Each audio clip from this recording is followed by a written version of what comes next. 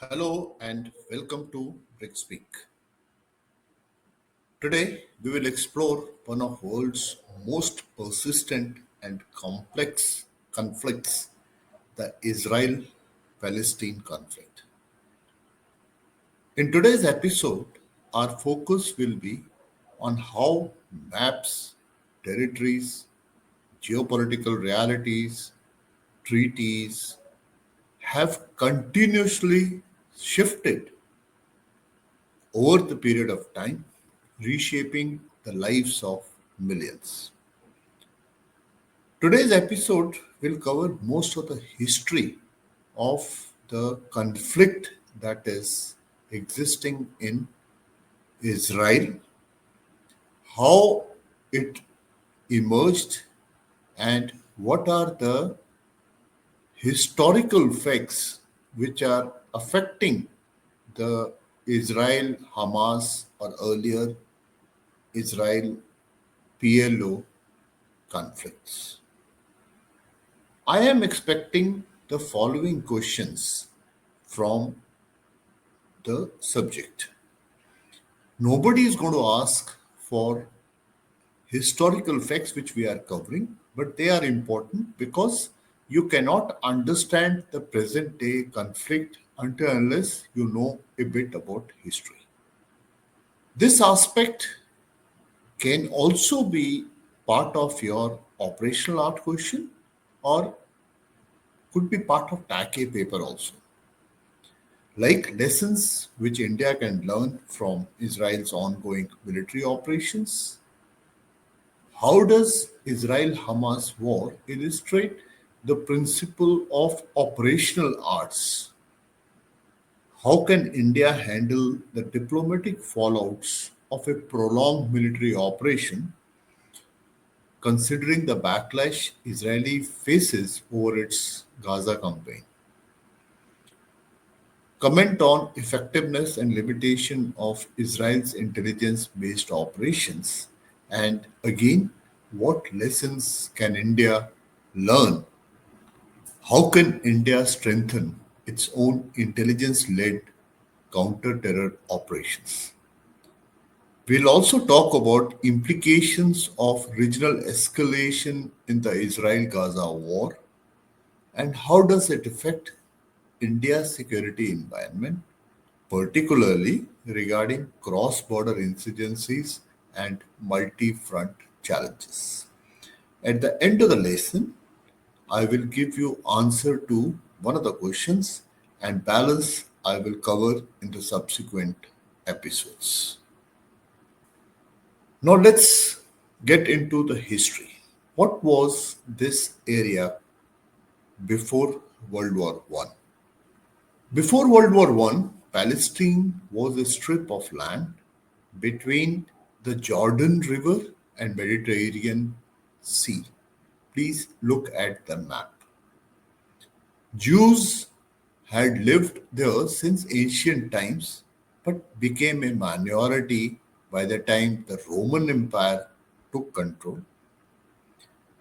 Christianity became the dominant religion after the 4th century, and in 135 AD, after the Jewish revolt against Roman rule, many Jews were dispersed.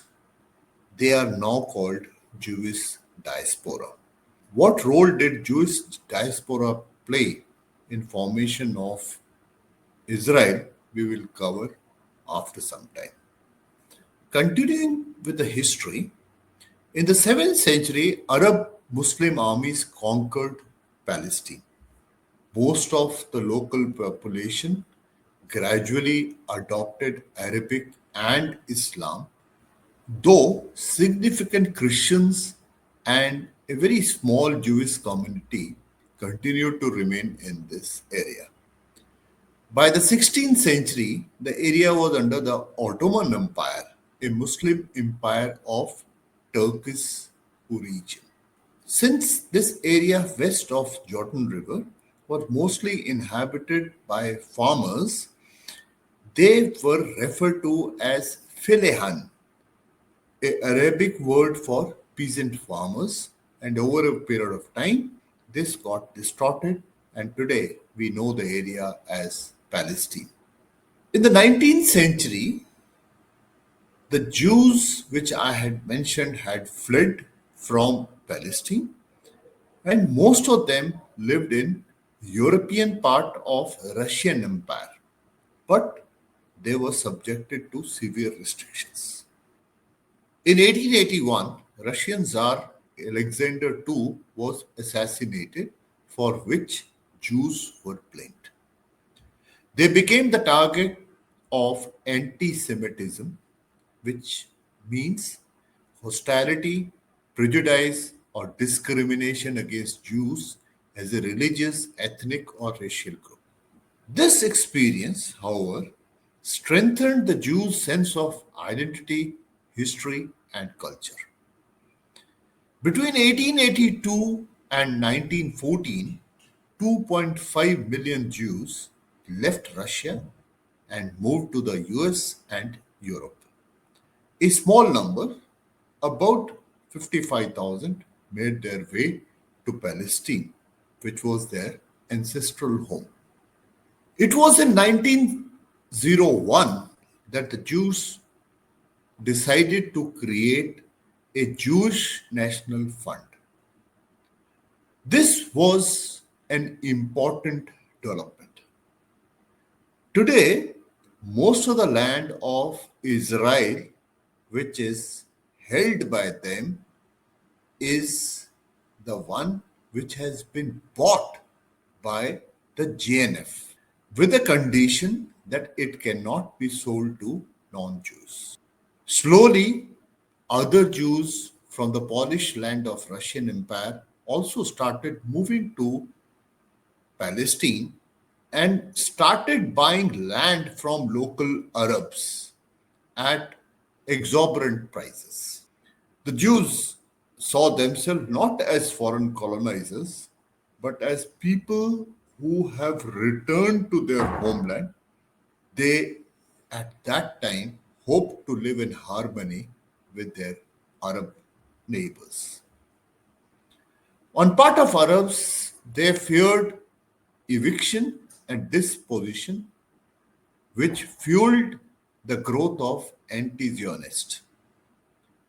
Zionist is a term which is used to describe Jewish nationalist movement which is aiming to establish a homeland for Jewish people in Palestine.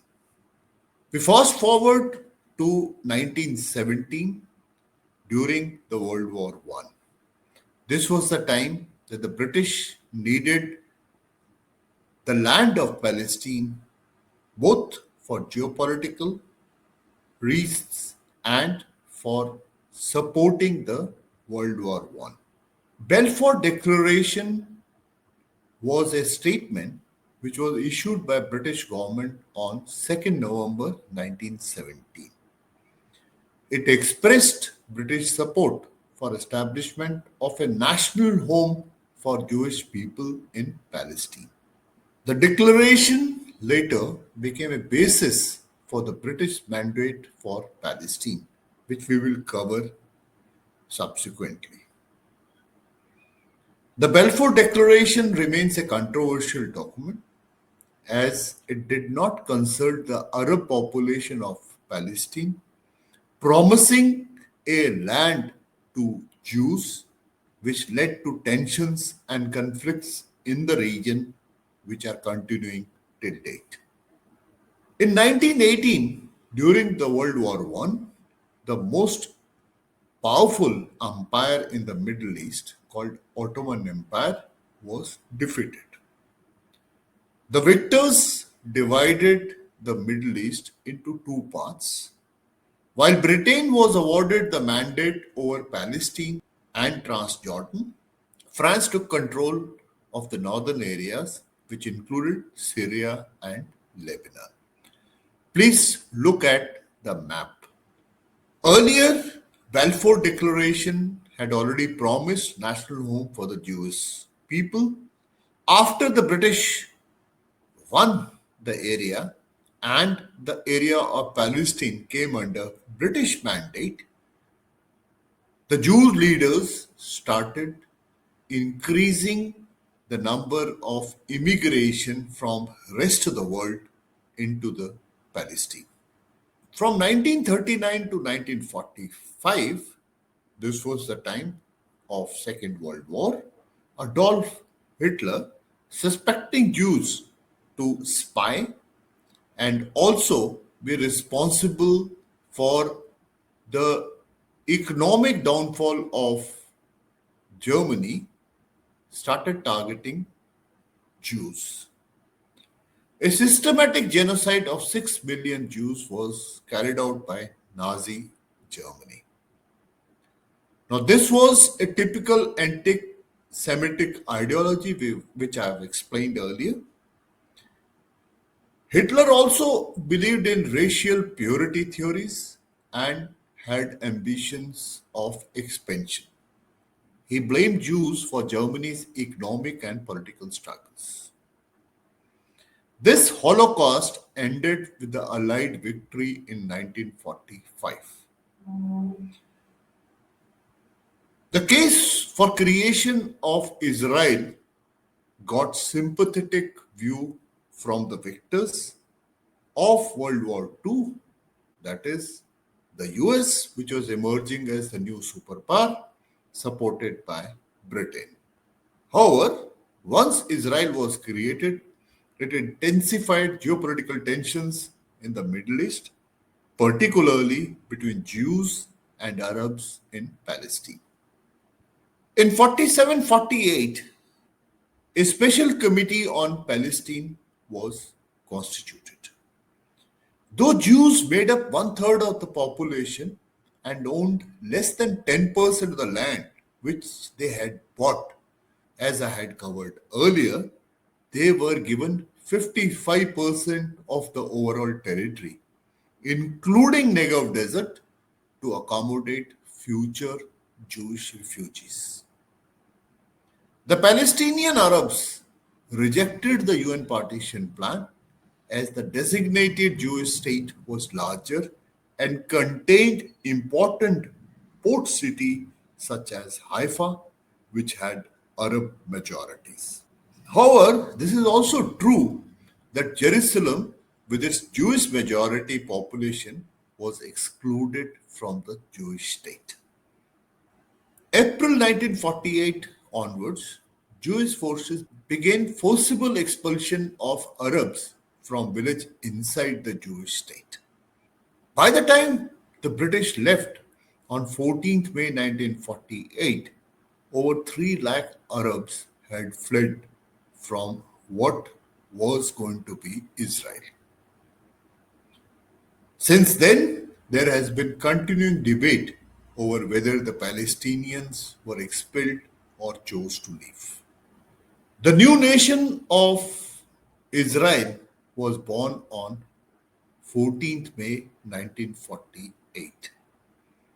The very next day, that is on 15th May 1948, armed forces from Syria, Iraq, Transjordan, and Egypt enter Palestine.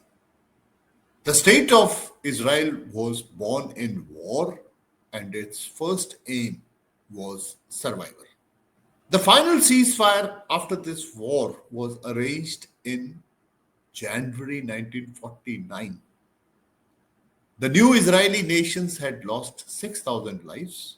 That was 1% of the entire Jewish population.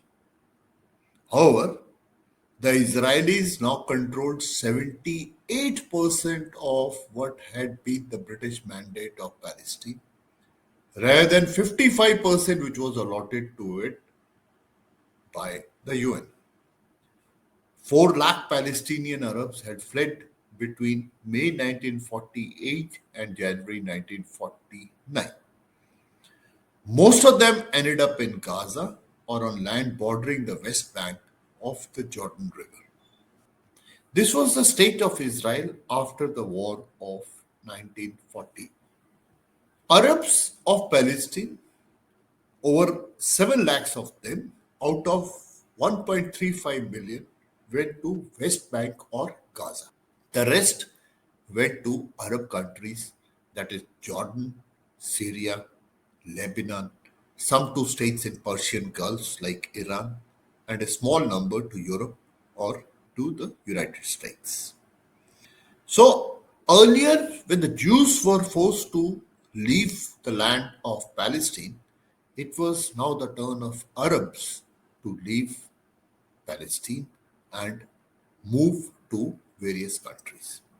Till date, Israel and Palestinian struggle is in the West Bank, in Gaza, against Lebanon in Golan Heights, against Syria, though Jordan and Egypt, there's a peace. I will talk about it slightly later. In the meantime, Israel became richer, stronger, and highly developed in the 50s and 60s. Large areas, including desert, were irrigated and cultivated. Industries such as chemicals and defense were built up, and Israel became a manufacturer of military equipment. In 1967, Israel again had to face what is commonly called Six-Day War. Nasser was goaded by the rest of the Arab nations into adopting increasingly warlike anti-Israeli rhetoric. He called on Israel to give up land which it had taken in 48-49 war. Certain actions taken by Nasser of Egypt provoked Israel. On 5th June 1967, early morning, Israel carried out airstrikes that wiped out nearly all of the air force of Egypt, Syria, and Jordan collectively. In those 6 days, Israeli forces also seized Gaza, which was still then under Egypt, and West Bank from Jordan. So at the end of the war, Israel controlled all of what had been Palestine in the past. The map of the Middle East had been redrawn. In October 1973, the Egyptian and Syrian governments resolved to regain the land they had lost in 1967. The military forces caught the Israelis completely by surprise. The Yom Kippur War ended in a military stalemate but led to diplomatic breakthroughs, including the Camp David Accords between Egypt and Israel. Now, what were these accords? Camp David Accord was a peace treaty that ended the 30-year conflict.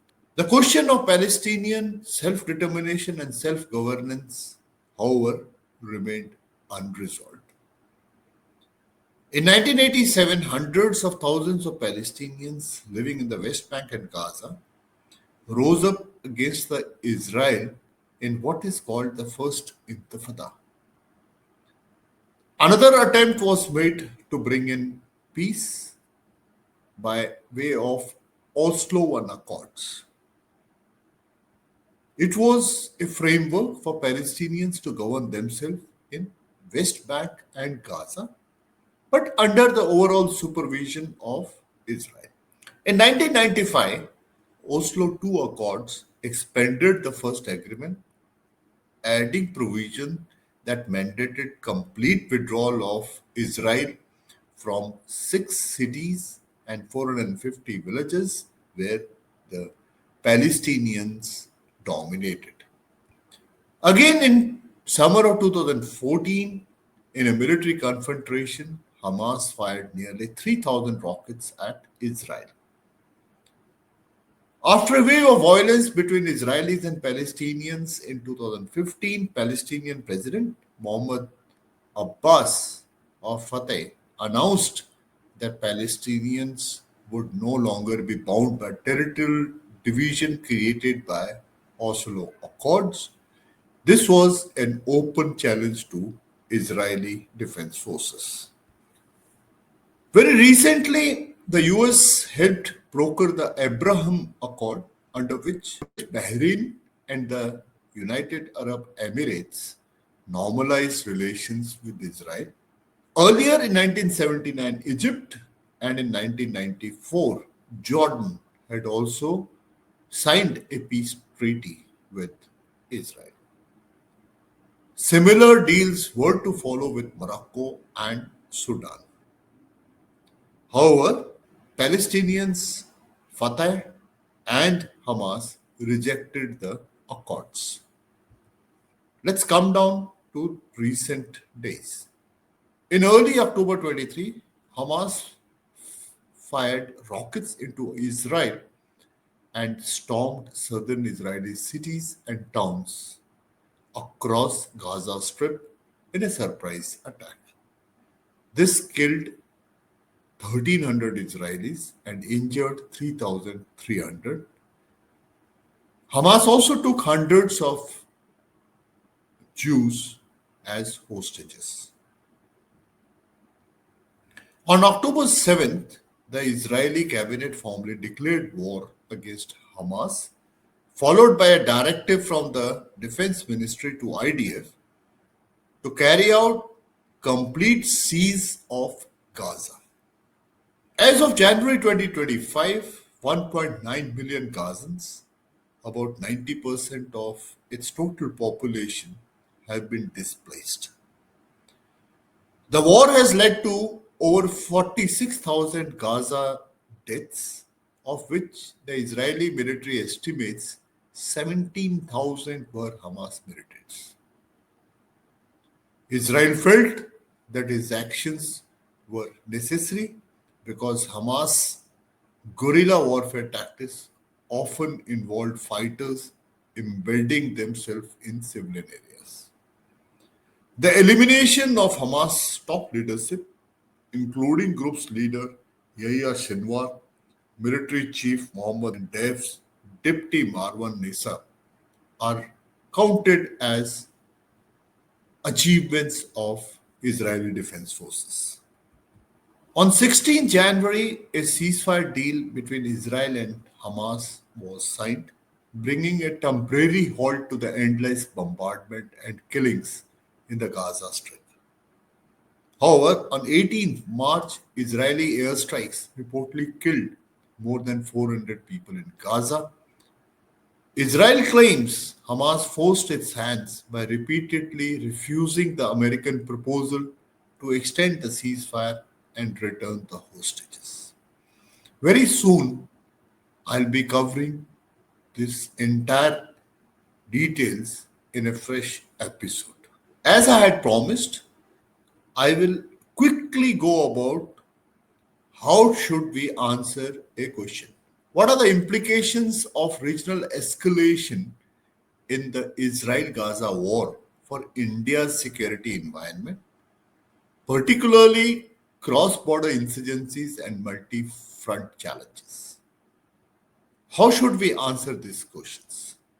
Firstly, make a comparison of situation that existed in the ongoing conflict with what possibly can happen in case of India. Israel faces attack from Hamas, Hezbollah, and Iran-backed militia in Syria and Iraq. Similarly, India faces a two-front challenges from Pakistan and China, as well as internal security threat from northeast insurgents and left-wing extremism. Lessons in deterrence. Proactive strikes on Iran, Hezbollah, and Gaza has prevented prolonged conflicts. India may consider for cross-border precision strikes against Pakistan-backed militants while maintaining diplomatic control to avoid escalation with China. Regional balancing and alliances. Israel balances US support while engaging with Arab neighbors. India must similarly navigate relations with the US, Russia, and the regional allies like the UAE and Israel. Yemen's Houthi missile attacks on Red Sea shipping mirror potential threats in the Indian Ocean, especially from Chinese naval expansion and potential Pakistan China coordination. India's naval presence and strategic partnership with Quad nation therefore becomes crucial in maintaining maritime security. Balance of the questions I'll be covering in the subsequent episode.